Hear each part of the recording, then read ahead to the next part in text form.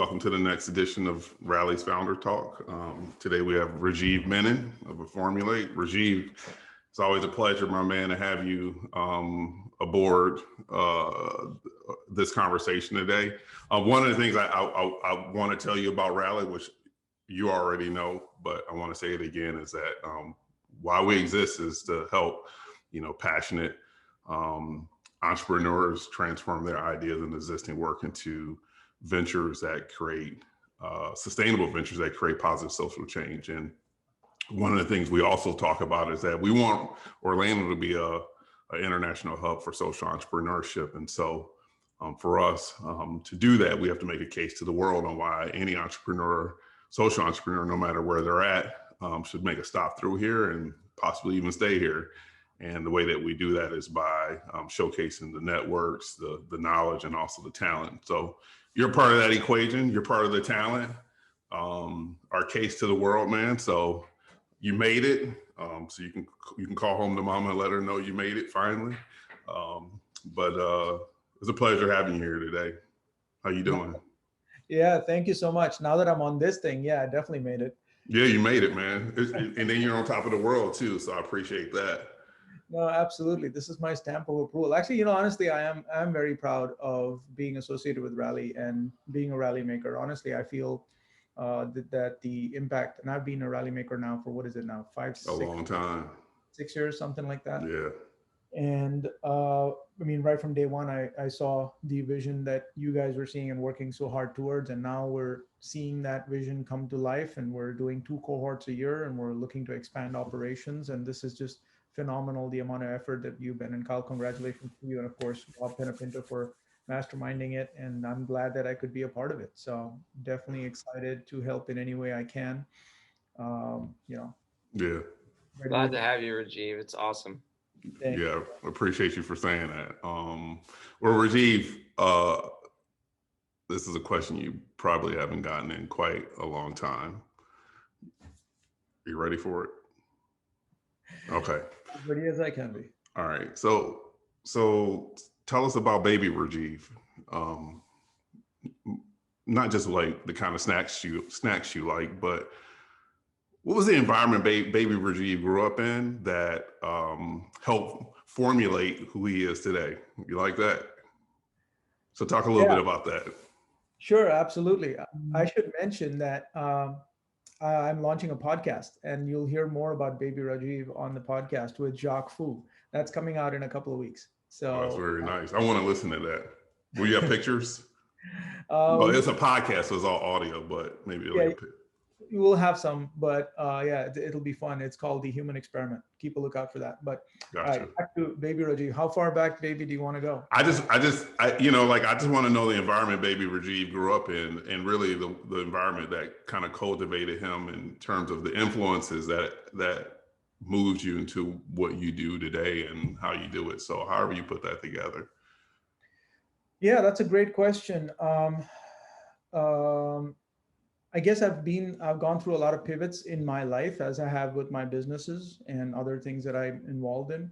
So I would say I started off as, my dad's best friend was a holy man in India. I was born and raised a Hindu. And his best friend was a monk, basically. And he had renounced everything. He's a college educated guy, and he left everything and he decided to go, follow the Lord in his view. And I was right from a very young age. Like I remember when I was 5, 6 years old, we used to have these deep philosophical conversations about life and everything like that. So I was always very, very interested in the highest level questions. So as curiosity has always been basically my brand, is curiosity. I'm always engaged in a lot of different things. And I'm always asking questions about, why does this work this way? What's the next level up from here, and all of that. So that's, I guess, my first impression or first formative years there. And then I was really a poor student for most of my schooling. I was really bad at school. I was not really engaged. I had very strict dad and parents, and all of that. This typical kind of Indian traditional kind of family. And you were expected to be either an engineer or a doctor. And so I barely scraped into engineering school because my grades weren't that great. So I barely scraped in. It's highly competitive getting into engineering school in India. There's a lot of Who did people. you go to in India? Not a great one. So it was actually at the time I would say it's probably the worst engineering school in the world. Nobody wants to say this about their alma mater, but it's true. When I started, it was a brand new school that had just opened, and it had The two University of Mumbai? it was under the University of Mumbai. The way it works is they have lots of engineering schools Oh, yeah. all over the city, and they're all affiliated with the University of Mumbai. So it was part of the University of Mumbai, but the school itself was brand new. It was 2 year. It was the first year, and it had 2 floors, no labs, 2 classrooms. Honestly, they didn't have drinking water when I started, but and you had to go out to get a drink. So Oh, wow. it was pretty crazy. But they built the facilities over time, and all of that stuff, and got the education. I had a lot of extra classes to take and all that. But it was a great experience for me to figure out that you can get your education in so many different ways. And I talked to my seniors from other colleges and collected information. And you had professors who were starting to be a professor for the first time who had just graduated engineering school themselves. It was a very different experience from what you expect. But I managed to do it. And then, of course, a lot of my friends were giving their exams to try to get placed in the US and the UK and Australia and all of that. I wasn't really sure what to do with my life. I was very confused, just kind of going through the motions because I'd never really had a career path plan for myself. My dad being extremely strict, he he had a path for me. He had a business too. He's a businessman, and he still runs his business in India, in Mumbai. And we have a fabrication shop where they build like iron and steel components for transmission towers and that kind of stuff. Hmm. So I was in and out of that business a little bit with my dad, and it was very cutthroat. I mean, it was very, very hard to run a business there. It's you've seen some of the stories about corruption. Well, part of that is true. It's a hard thing to do to be a businessman in India, and it just wasn't working for me. So I was even more disconnected and confused about what I should do. But my dad wanted me to get an education abroad, so he said, go ahead and do this thing and apply and see what happens. And I did surprisingly well on the entrance exam and the test that they have, which is GRE, and I got a scholarship and a free ride, and I came to University of Toledo, Ohio. And as soon as I landed here, all my friends, and I was a mechanical engineer, by the way, and I came here to do industrial engineering and then go back and help my dad with his business. But of course, it didn't pan out quite that way since I'm still Yeah. here. Is he still bitter at you because of that? No, he's very proud of me. Oh, okay. Very proud of me for. I didn't know if it may make things tense around the dinner table, the fact that you came to America, he paid for it or helped you do it, with the thought of you're going to come back and help him out. And he felt like he was less successful because you didn't come back. I don't know how much time you want to dwell on this, but there's so many stories there. I don't know how far to go. But I basically came to the US with, I think it was $6,000, and that's it. My dad told me, I have more money for you. So just take with, and of course it's a business, right? So you got to run, and sometimes you're cash flow positive, sometimes you're cash flow negative. And it was a hard time running a business in India. So that's what I came to the US with, and figured my own way out, got a side job and all of that. Of course, my tuition was paid for, which is a big deal. Yeah. So I came here, and then all my friends were switching to software. Everybody I knew was not doing the traditional engineering courses anymore. And I thought about it for a week. And before my classes started, I had already switched lines to go to manufacturing management, which is actually a mix of what I knew as well as the software piece, which was a perfect fit for me at the time. So things just happened that I was able to shift there. And I had taken a couple of software courses in India before I came here, so it wasn't a total shift for me. But that kind of changed my whole trajectory. That was one of my first big pivots. Was the professor who was there at University of Toledo. His name is Dr. Mesbah Ahmed. I consider him one of my mentors and really a father figure for me when I landed there, coming to the country for the first time, didn't know anybody. And he and I really hit it off, and I'm still in touch with him. He's a Bangladeshi, and he really has a different way of teaching, which a lot of students either love him or hate him because he really rides you hard on the courses. And I took every single one of his courses, even if I didn't have to, because I just, I was absorbing so much, and I suppose you could call me one of his star students, and I really outperformed at college, which I never did academically thus far.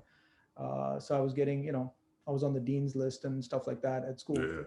And so then I got involved through him. He connected me to a bunch of people in the community. And that was right around, so this is, I'm dating myself, 20 years ago. And 1999 is when I arrived and I graduated. And that's when the dot-com bust happened. And they were literally right from where everybody was going to software, everybody was getting kicked out of software, especially for immigrants coming in. There were no jobs available. And so it was a really, really hard situation because a lot of my seniors who came in a year before me graduated, went straight to California, got an 80, 90K job right out of school, were now going back home because they don't have a job. And so because of the connections I'd made, and me, I'm always getting into the community if I have an opportunity. I was actually the vice president of the Microsoft .NET user group at the time. I think I joined it and then they made me vice president later or something like that. But because of that, I was known in the local community, and I had a .NET degree, and Dr. Ahmed was my reference, which everybody knew him. So I was able to get an internship, which then turned into a full-time job. And then that got into consulting. And then I moved completely into software consulting, did a bunch of Fortune 500 consulting, and then started my business about 15, 16 years ago. Rajiv, I like that. Like you just dropped really quickly. Whenever you can, you get involved in the community, and I was putting that together in my head with what you said earlier about curiosity and like the depth of conversations you had with your dad growing up, and the holy man that was his friend, and so like the diversity of interest and curiosity, and then the engagement in the community. What drives that for you? Like, because you are someone who is like, you're building a business, but you're also building all these other things. Like, is that just like that you like starting new things, or is there something else about being involved in the community that lines up with that curiosity? I'm curious. Yeah. So I'm a weird cat. I don't know how weird you want to get on this particular thing. Let's get weird, man. Let's go. All right. Well, I lived in Portland for a year, so I can officially say, keep it weird. That's awesome, Rajiv. That's my motto. Yeah, I mean, curiosity comes from just trying to understand and making sure that I know what I'm doing and why I'm doing it. So the why has always been a very important question for me. Back in when I was extremely religious, the why was, hey, I'm doing this for, for God, for being, doing the right thing and having a moral code and all of this stuff. I lost my religion around my mid 20s. And from there, I went through a phase where I was really not sure why I should do anything. What's the purpose and why should I do anything?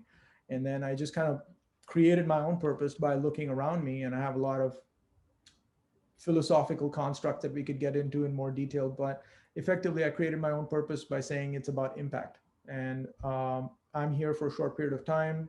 Whatever the situation is going to be when I die, I don't know. But at this point in time, I'm given these few years. The idea is try to create as much impact as possible because you're not going to be here. And that is something, Stoicism resonated a lot with me because of, the memento mori aspect of it. Always remember that you're going to die, and make that a part of your life. And actually, Steve Jobs said this, and a lot of other people have talked about it, is really just being aware of your impending mortality. And that gives you, if you have the right perspective to that, then it gives you a lot of motivation to make use of the time that you have. And for me, it was about impact and overall, I see myself as somebody who enjoys understanding how systems work, whether it's a software system or an organization or a city or a county or, whatever that system is, how do these things play together, and try to figure out the pieces there. And so these are connected. They may seem disconnected in other people's mind. Like, why are you doing Lean Startup Orlando? You're chair of the Orlando Tech Council. You're a mentor for this, and you're starting a business. Actually, I'm probably starting a new organization in the next month as well, which is a whole different business. And I'm investing as well. So there's 2 angel investments that I did in the last 3 months. So I think they might be disparate and can seem disjointed to other people, but for me, they're part of the overall picture. Is I'm willing to invest and lose time and money on something that I think is going to be a learning for me. So things are worth it. You know, Mm. losing money or losing time is worth it if I'm getting a learning out of it. And I'm very driven by trying to understand these systems and how they work. And when I first got into software, I didn't know much about it. When I first got into starting my own business, I knew nothing about marketing. So that allowed me to learn about marketing. When I first got into stocks, I didn't know anything about it, and I trained myself on that. And I do my self-driven investments. Now I'm into angel investing, and I'm learning about that. And each of these, and now I'm getting into podcasting, which I don't know much about. So that's kind of the process, is just getting into something. And when you have your own personal investment, there is when you learn most. So I really congratulate the starters here, for putting themselves out there like that. Because if you try to do the ROI on things by saying what is your money return, you're probably 9 times out of 10 you're going to be disappointed, because you're not going to see those returns. And if you ask any of those founders, from Elon Musk to Steve Jobs to whoever, they'll all tell you that if I knew that I had to have this level of blood, sweat, and tears to make this thing work, I probably wouldn't have done it, because I would have been scared off. I would have scared myself off. But part of it is just going into it from a learning perspective, and really allowing that passion and learning to drive you to discover the next thing. Because it's none of this stuff is going to be a straight line where you connect the dots and say, hey, I'm going to do this, then I'm going to do this, then I'm going to exit. It doesn't work like that. It's always multiple things that you're learning. So if learning isn't the core thing driving you, then it's really hard to keep pushing, because you're always going to run into things that you don't know. Rajiv, obviously I like you a lot, you know that. But I don't know if I even told you that you and I are very similar, because like I was very naturally curious as a kid. Like I used to take things apart. I wanted to understand how it works, and then I would try to put it back together, then try to figure out why it wasn't working. That was something I did all the time. And I used to read like encyclopedias. I'm dating myself, but I used to read encyclopedias. And I went into biology, and then I left. But the reason why, when I think back about biology, the thing that I always come back to is like, why did I do that? It's because I was very fascinated with systems. It wasn't biology I was fascinated with. It was just like, how does things work? And so the curiosity and I'm trying to figure out how things work, and then being in the constant learning mode and experimenting. Okay, if I put this here, what will it do? Oh, okay, that doesn't work. Okay, let me put it here. Like that's part of my DNA too. So when you talk, a lot of things you talk about resonates with me, and I appreciate the fact that, as you said, entrepreneurship, especially in this early stage, is like, if you placed our ROI on, if I do this thing, I need to net money or revenue or whatever, then it's going to be harder for you, versus when you try to position it in your mind, it's like, okay, I'm gonna place some money here safe in a safe way, as safe as possible. But the goal here is to learn, so I can take the next step and I'll ultimately optimize what I'm doing. So that really resonates with me. So you do that at Informulate, and so I want to talk about, kind of go into like, what is your methodology for applying learning in the startup phase, like learning in the startup phase? Yeah, that's a good question. And for me, the Lean Startup, the book that is my Bible, basically. I named the meetup group after that. The book by Eric Ries is a great first book to read, and of course, if anybody wants a copy, I do have some available. That's the methodology that really resonated with me, because prior to that, me reading that book, I was on my way to kind of some of those same principles of experimentation and curiosity and making data-driven decisions. And when that book came out, that really spoke to me. And I think one of the things there, the pivot and persevere thing, is very important, is because you can't go into it with a very fixed mindset. You have to have a growth mindset. of reacting to the reality of what the market is telling you, what the customer is telling you, and all of that. So you have to, I forget who said this, but you almost have to be bipolar, a little bit schizophrenic, because on one side, you have to have this extreme passion and belief that you can make it work, but the it keeps changing. So on the flip side, you have to have this reality and this acknowledgement of what is actually happening, right? So you have this idea that doesn't work, the first idea never works, and then you switch to something else, and then you switch to something else until you keep until you find or you don't find the thing that you think will actually work. But you can't afford to let the doubts about the current model, which you're going to see when some of your experiments fail and your invalidation, which you should welcome, because that's a learning. And if you really care about learning, then you will accept the invalidation as well. That is what you should use to move forward. And I think Steve Jobs said this really well, where he said, you can't connect the dots looking forward. You can only connect the dots looking back. So you have to basically, and Eric Ries says this, and he calls it the action bias, which is actually something that I resonate with very much, is, you can do all the paper analysis you want, but until you're actually doing something and acting on it and react and providing something for the market to respond to, you're not really going to learn. So you could, there's no point over theorizing. You have to actually deliver something and then see what happens with that. So the action bias is a key part of that. Is, that's why I keep experimenting with a lot of different things, is because that feedback loop is what you want to create. That's a key concept, the feedback loop. Yeah. At the end of the day, the more feedback loops you have into multiple systems, the more you're learning about those systems. So for example, we have a feedback loop for our internal organization. I'm building one with my clients to learn about how they're operating, and we make sure that we're not disconnecting from them, because the feedback loop will bring you back together. Things like retrospectives and tools like that are what we use to maintain that. And effectively, that's what you want to do as a startup founder. You have to build a feedback loop with your market. So Rajiv, okay, so there's one question I'm gonna hold on to, but that Ben and I were having a discussion about this. But the first question I want to ask you is, you talked about getting out. You have to deliver something, and you have to be open to creating or you have to create feedback loops and be open and responsive to that.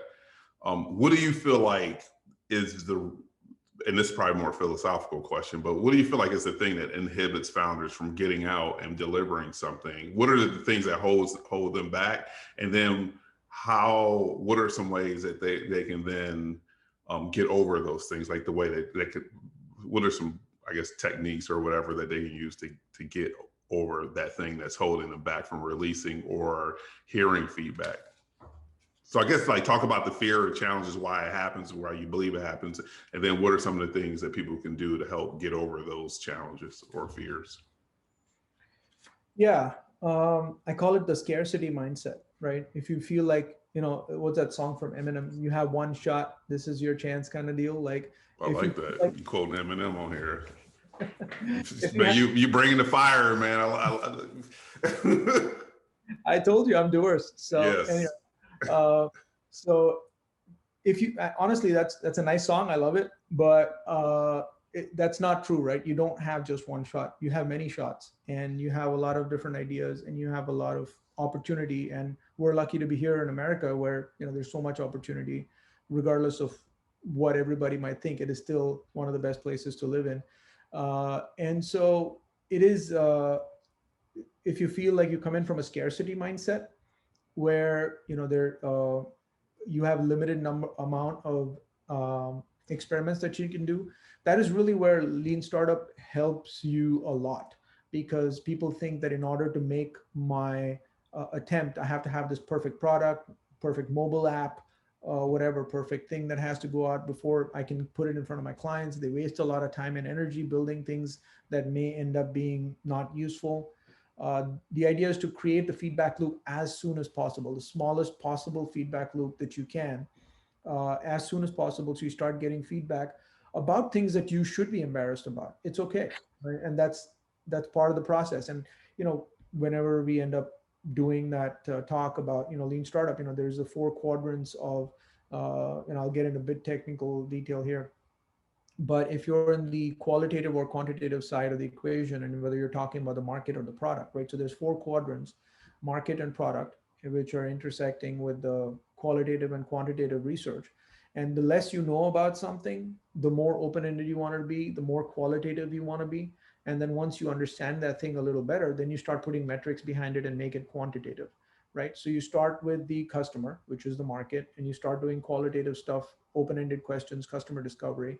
Then you go into quantitative about the market, and you ask questions like how many people would click on this ad, and that's a test that you can do. Make it a little bit quantitative, send it to different segments, see who responds the most. That's making it quantitative. And then you go qualitative on the product and go ask questions again, saying, hey, if I had a solution that did this, here's a video that works like this, what do you think of that solution? And then you go qualitative to quantitative again, and you have a product and you put an MVP together.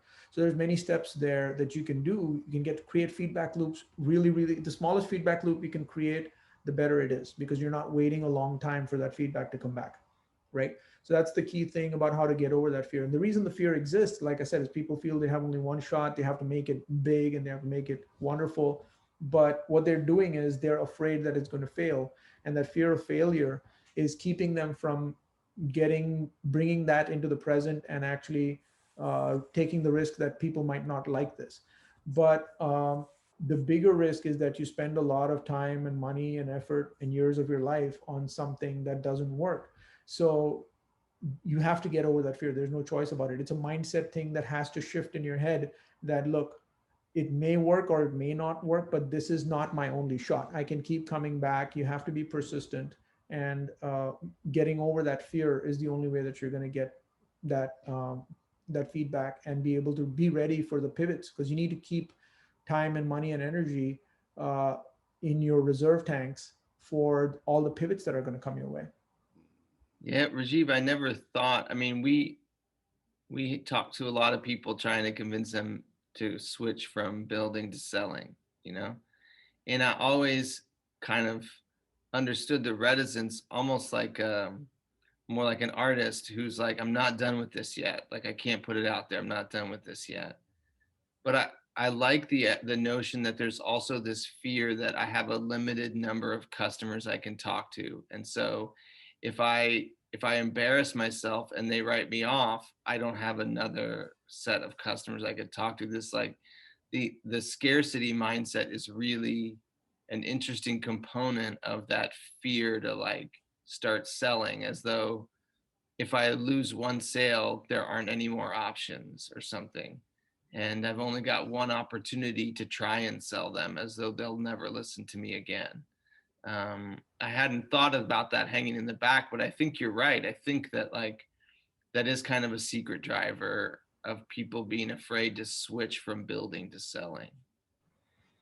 Yeah, that's why if you look at the statistics, multi-member founding teams are more successful than single-member founding teams, because, and of course, if you have the right combination of skills. So if you have one guy who's a builder and one guy who's a seller, those are the best combination of things, right? Where, you have one person who's obsessed about creating the nice product, and the other person is obsessed about talking to customers.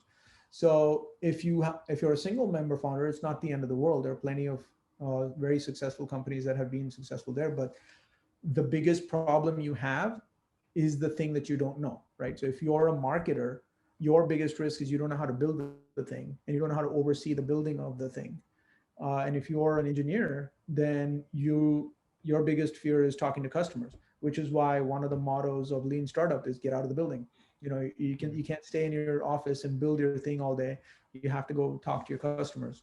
So yeah, absolutely. That's comes from a place of fear and lack of confidence. But here's the thing about customer discovery, which I really enjoyed the book for that reason. And Startup Weekend Orlando actually does a great job of teaching this as well, of going out and talking to customers and doing validation.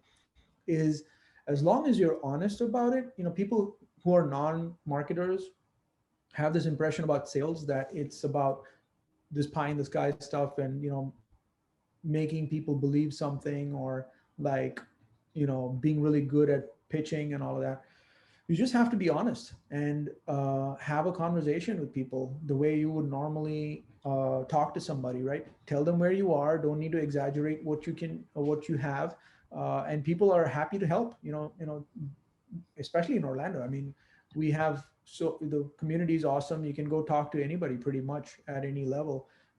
Through Ben, Kyle, and myself, I'm sure you could get connections to whoever you want to talk to and have a conversation about it. Doesn't mean you're going to get the sale, but the thing that customer discovery does, which is even better, not only does it give you a feedback loop, but if you do get it working, now you know who the people are that potentially might want to buy your product if and when it gets ready. Yeah. Um, so Ben and I was having this conversation about the early stage of startup, and the thought was that a lot of it is just like there's a lot of how do I frame this, Ben? Like there's some there's a belief that one belief is that there's in the very early stages that there is somewhat of a template that entrepreneurs should follow that helps them get to the next stage, and then that template kind of comes apart at that stage, right? Because then they get nuanced and there's different things, and then there's another piece of belief that maybe that there wasn't that there isn't necessarily a template that you can broadly apply to all startups at the early stage. So kind of like, tell us, like, what are your thoughts on that? Like, do you feel like there's a, how much of it is there a broad template that can be applied to all startups at the early phase? Or is it more, or is it not? Or is it just a hybrid of both? I mean, it doesn't have to be an if and. Yeah, that's a great question. When I first read the Lean Startup book, I liked it, but I was resistant to it because I felt it was being too prescriptive. And I think that's where your question is heading, is how prescriptive do you want to be with that template? And I was resisting it because I was like, hey, you can't do experiments for everything. And, a lot of people have that argument against Lean Startup is, I'm not going to ride on a minimum viable airplane, that kind of I mean, somebody did. Exactly. Somebody did. You're absolutely right. You don't want to do it, but there are early adopters who will risk life and limb to try out the bleeding edge stuff. And literally it was bleeding edge for the Wright brothers, right? In the end. So you're absolutely right. But a lot of people don't get that. And so I see it as from a software background, right? We look at hardening and softening a software environment. Like when you're just doing testing and development, you don't put all the security controls on there because it slows down the process of you building a software if you have to go through all these security audits and stuff like that. So you have an enclosed environment, you play with it. It's not hardened from a security perspective, and then you harden it once it gets ready to go to production, and you add all the security controls once it goes on the internet, right? And same thing with the business idea. When you're just playing with it, you don't want to put a lot of process because there's many levels of the business. And your focus is on the core of the idea, which is the business model canvas or the social canvas. And at that stage, you're at a very soft stage, and you want to have soft conversations, qualitative conversations with people. You don't want to then immediately be hardening it by saying, how am I going to do revenue? What operations am I going to run? I need a CRM software right now. Those are all like further downstream conversations. And you really need to be very clear that, yeah, there's a template for each stage of that. And part of the soft approach that you do is you figure out what those biggest risks are. Is your biggest risk is that you don't know sales? Or is your biggest risk that you don't have engineering? Or that, you haven't really done any validation? Whatever the case is, then you focus on that aspect and leave the other stuff soft, and you just go down that rabbit hole of the specific issue that your business has. And then once you have that to a certain level, then you can come back out and you can harden the rest of it. Like, hey, I need an operations guy, I need a legal guy, I need a logo. All of that stuff can come later. The idea is, I wouldn't say it's so much of a template as it's a journey, and you can kind of see the phases. Every startup has the same phases to go through in terms of how they get to the end. And then, of course, Once you have product market fit, then you have a whole set of different challenges, like how do you execute at scale? How do you deliver this to many different kinds of customers? How do you replicate the success in one area to another area? So there's a whole set of different challenges, and the challenges never stop. It's like, as I said, it's a constant state of learning. So yeah, hopefully that answers your question. I wouldn't say there's a template so much as there is a process that applies, and then each of those processes you can think of a very big, kind of an algorithm, like if this then that, if this then that, Yeah. right?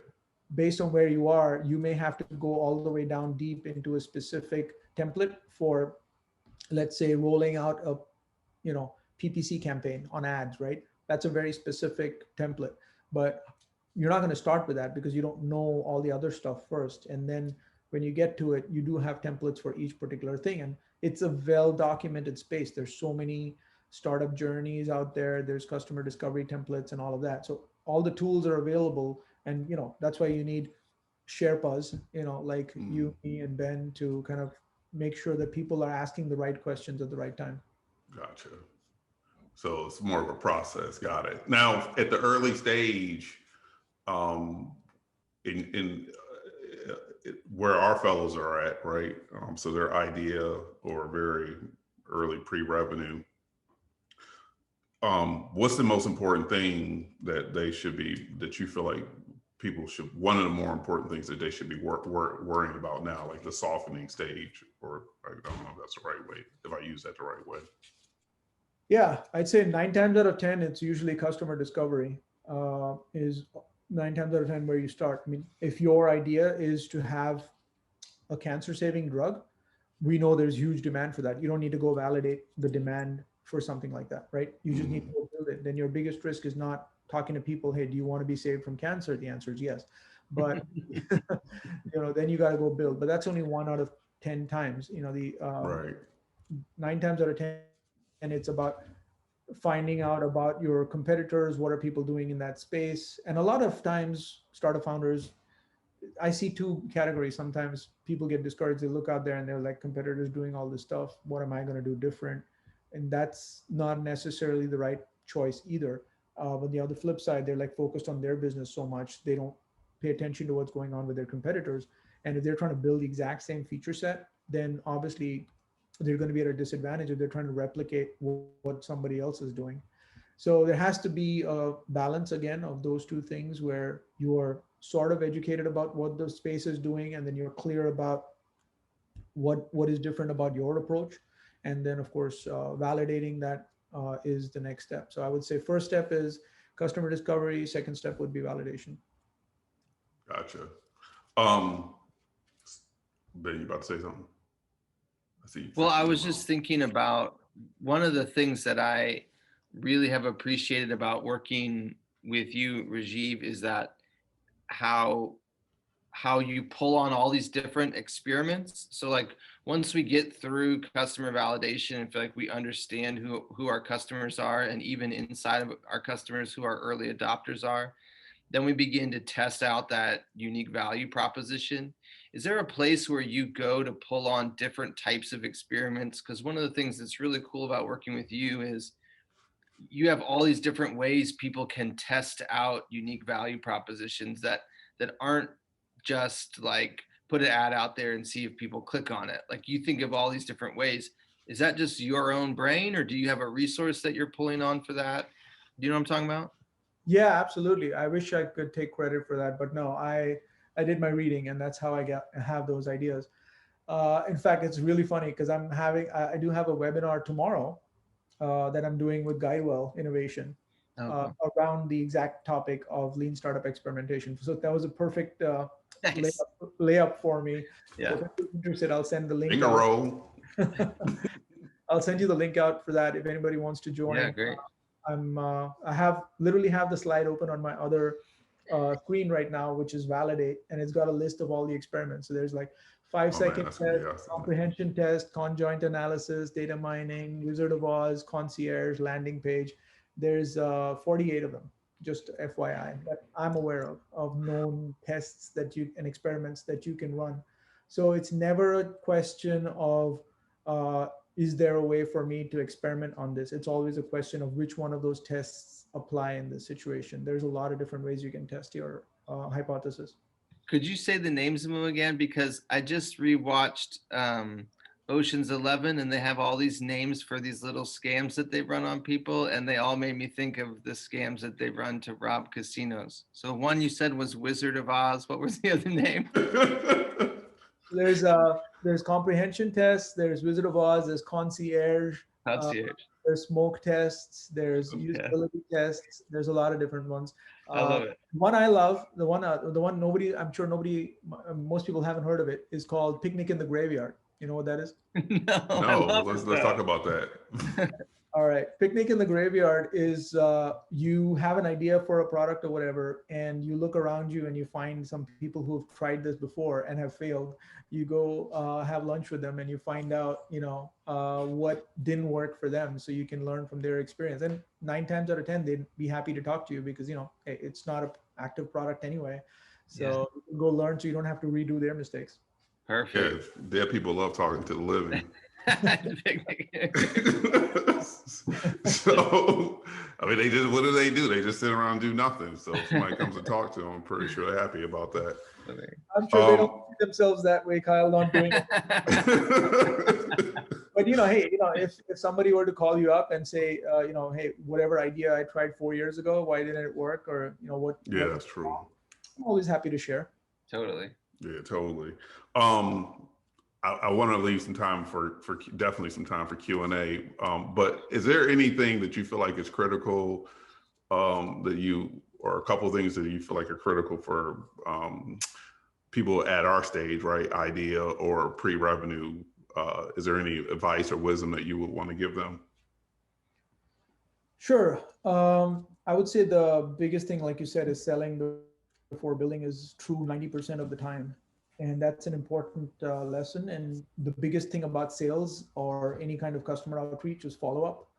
I can't tell you how many times, I've totally given up on a client, but I had them on a follow-up loop with my assistant who was just reaching out to them every quarter. And literally people who have been receiving emails from us for 3 years never responded one time. And then suddenly they're like, hey, I saw your email and we have this thing that we want to work on. Here we are, let's talk. It's happened so many times that people have literally totally given up on, will suddenly come back 1.5 years, 2 years, 2.5 years of sending emails with no response. And so follow-up and persistence is the biggest thing in sales because it shows them that you are still there. And obviously if you're still there years later, you're doing something right and you still exist, right? And you're still doing the same thing in the market.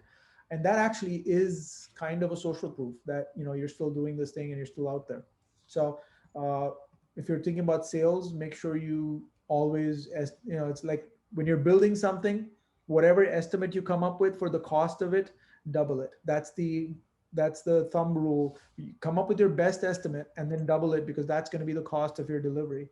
Same thing with sales. Whatever you think your follow-up cycle and your cadence is going to be, double it because that's what is going to be needed for you to sell. That's awesome. I love that because I have told people like the trick in raising money or selling something is just to keep coming back until people actually say no. Because most of the time they don't actually say no. They just kind of defer and hope you go away so that they don't have to tell you no. And if you just keep coming back politely, but you didn't say no, so I'm just going to keep coming back. But I like that yours is like now then just find a way to drop in front of them every once in a while, even after they tell you no, because they may change their mind later on. Absolutely. Anything else, Rajiv, before we open up to Q&A?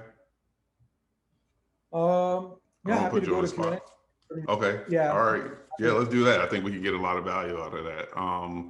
So let me go ahead and open it up as the Wizard of Oz here. Let me see, view.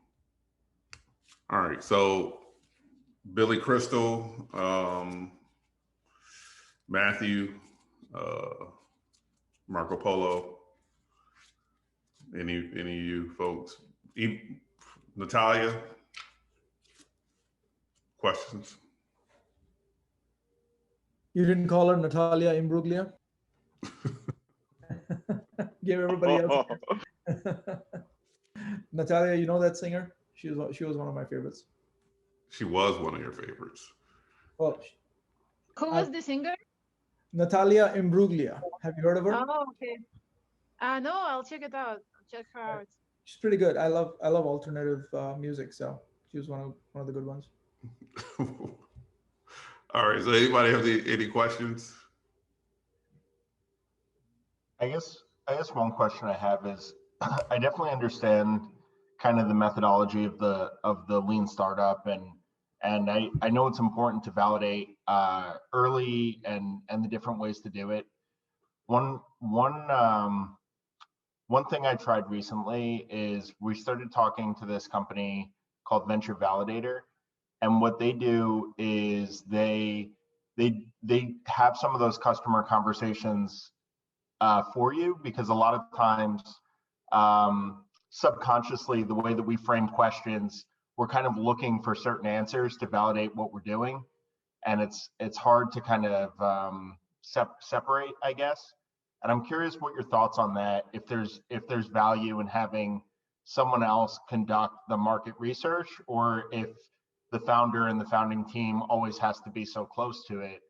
I'm curious what your thoughts are on that. I wouldn't say this with a lot of like firmness, because every team and people have different skill sets, and you got to know what your core skill sets are. And if you really can't do something, then it's good to acknowledge that, hey, I'm just not good at this thing and I need to find somebody who is. But my personal experience for me has always been that I got to learn it before I can tell other people to do it. I mean, even if I bring in an expert for whatever reason, I still have to be involved to understand how this thing is being done so that I can oversee it better, right? So even if I bring in an expert for AI, for example, I have no idea. I'm not an AI developer, but I still want to get in there at least to understand how they're going to do it. Same thing with market research and stuff. I wouldn't outsource it until you understand it well enough, is where I'm going with that. So first pass, and that's again the softening and hardening thing, right? In the initial stages, the bottom line is everything is the founder's problem. It's nobody else's problem. It's the founder's problem. So whatever thing that you're trying to figure out, the founders have to be directly involved with that to some degree, where they have an understanding of who's asking the questions, why are they asking these questions, why aren't they asking the different questions. And there are different schools of thought in that. But at the end of the day, if you're trying to build something of real quality, then and that is going to differentiate yourself and is going to be innovative. And that's the key word, is you're trying to innovate. You're trying to do something different. The word innovation means building something new. So you're not trying to replicate the best practices of somebody else necessarily. In some cases, maybe you're taking best practices for marketing or whatever it is, but you have to have the whole picture of the product in mind, and how this feedback loop that is so crucial to your decision making, you have to be a part of that loop. Thanks. So, yeah, Rajiv, I like that whole. I wonder. Oftentimes, like I see a lot of startup founders outsourcing a lot of stuff, and I'm just like, but why, right? Like, because you have to understand what's going on, and a lot of times things are so like your marketing, like why are you outsourcing marketing to some other agency? Because you're trying to understand your customer and you're trying to apply that knowledge to make the step forward. And so I always discourage founders from outsourcing things too quick, and encourage them to try to stick in as long as possible until it makes sense, and then give it up. But don't give up the learning in the very early stage because you sent it to someone else. Absolutely. Nathan, trying to jump in? Well, go ahead, Nathan. Rajiv, you were mentioning just your hunger for, or your creativity and your philosophical kind of approach to the bigger picture. How do you determine which experiments to be very prescriptive with in the beginning? When you kind of have this vision on like I kind of see the overarching picture, but there's a couple steps that we're experimenting on the way to get there. And so how do you navigate that? Is that a clear question? I wasn't 100% clear on the question. Are you saying that, well, actually, let me have you try. Yeah, so we're wanting to accomplish a lot, but in the beginning, there's a couple steps that we have to take to get there. How do you balance very prescriptive experiments, recognizing that the direction that you're taking is ultimately taking steps towards a larger objective? Specifically, we're doing things with data first, but then part of that is we need to use that data to then create mutual value. And so I was curious about the way that you kind of organize your experiments. Yeah, I think I get the question. So your question is which things should, in other words, you're thinking about what should you experiment on and what should you be just building, and how much time do you spend just experimenting versus actually building stuff that your customers might want to use? Is that a fair restate? Yeah, that's, yeah. Okay.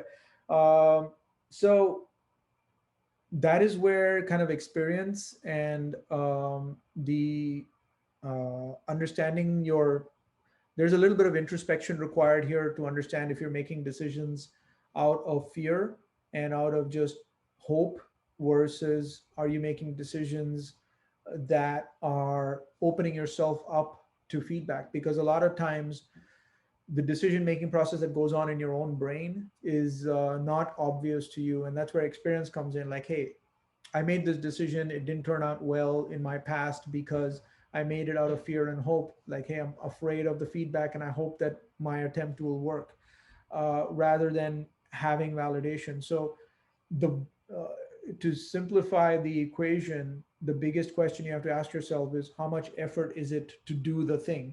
And if whatever your metric is for the amount of effort, if it's above, your number, right? If this is going to be a significant effort, let's say multiple weeks of work, have I done any validation prior to that? Because I don't want to lose multiple weeks. I could afford to lose 3 or 4 hours potentially, but if it's multiple weeks, then I want to have some validation before I go build it, is how I would look at it. And there's, like I said, there's part of it is because people don't know that there's so many quick experiments you can run to get validation. So the first part is the education of that. Like, you could get validation on this in 4 hours. So why won't you do the 4-hour experiment versus building it for 4 weeks and then finding out that there's something significantly off with that? Does that answer your question?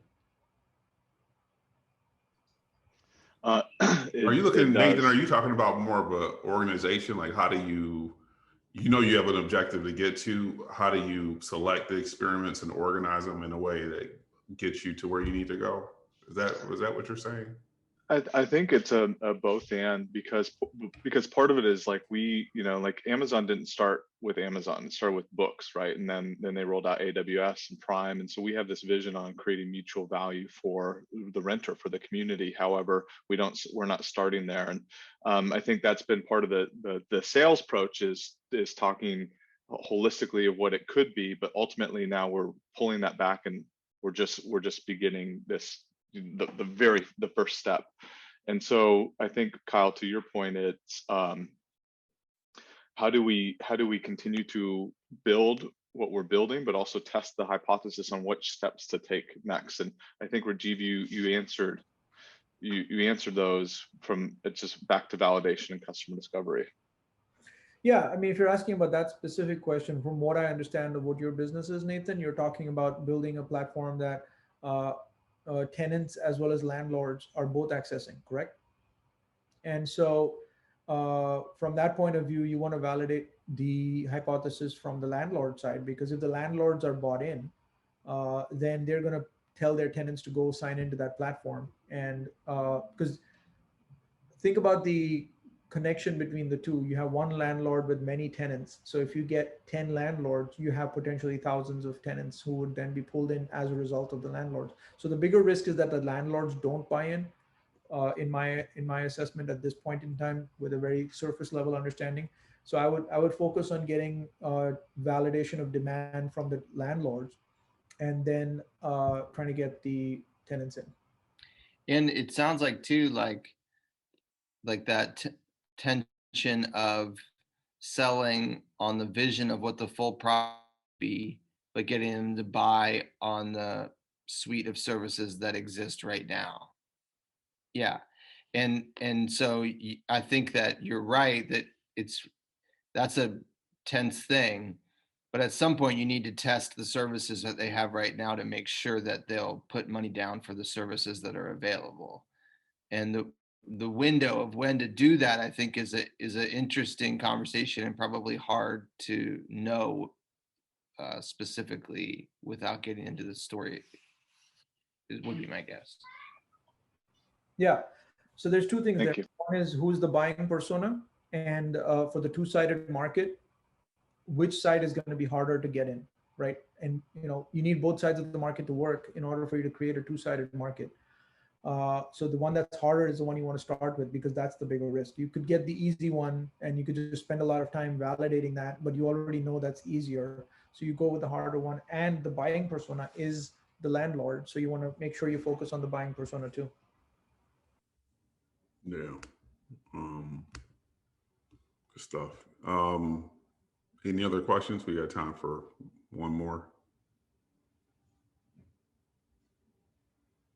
Marco, you good? Natalia, you good? Yeah, I'll ask a quick one. So, Rajiv, I think and also as you pointed out, Kyle, it's pretty timely because you bringing Rajiv on with us going out. I mean, I'm resonating with that exactly. Like all my afternoons, I'm out going to talk to grocery stores. So it's I think what I've done recently, and I'd like your feedback on, Rajiv, or just your general thoughts.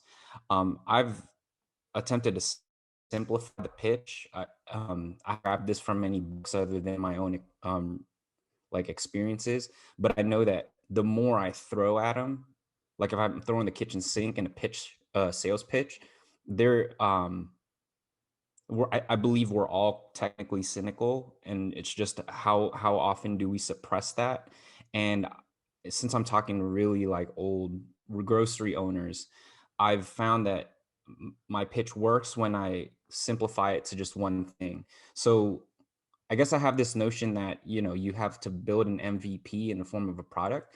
You also have a minimum viable like selling point, and yeah, I don't know if it's really a question or a comment, but like I'd love your feedback on that approach, and if anything that you can draw from all your experience as well.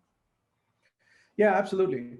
And you're right. The minimum viable product and the minimum viable pitch have to go together. In fact, the minimum viable pitch comes before the minimum viable product, right? Because your pitch is basically saying that this is my assessment of this customer segment. This is their pain point, and this is how I'm going to solve that pain point. So there's three components of a value proposition: the customer segment, which could have multiple pain points and multiple things that they want to gain, right? Multiple pains and gains. And then for each of those pains and gains, you could have multiple ways of solving that. So if you look at it, it's like even for one single segment, you could have dozens of issues and things they want. And for each of those dozen things, you could have another dozen ways of solving it. It could be a web page, it could be a mobile app, it could be a phone call, whatever way you're going to solve that, there's going to be different ways to solve any particular problem.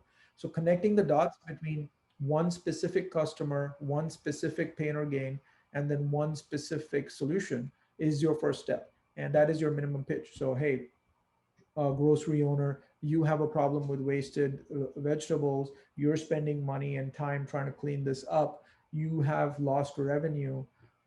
Here's a solution that I can provide for you, right? So that minimum viable pitch has to be there first, and then validate that pitch before you validate the MVP. Yeah, thanks. Well, Rajiv, we're out of time, but we definitely enjoyed this conversation. One of the things I want to say is please share the link to your webinar tomorrow. We'd like to be able to get that up into the channel for the fellows, and then also for other people, right, to be able to visit.